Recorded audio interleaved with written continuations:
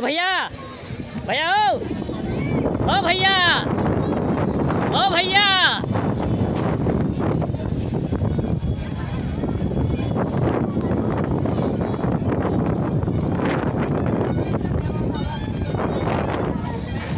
एक तरफ था जीएम की आने की खुशी और दूसरी तरफ लोगों की भीड़।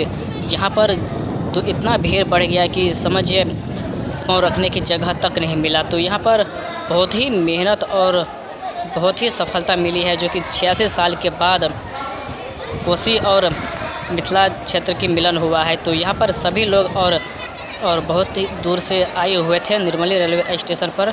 तो यहाँ पर बड़ी लाइन बहुत ही शीघ्र शुरू होने की यहाँ पर मौका मिल गया है और यहाँ से बहुत ही शीघ्र चलेगी रेल।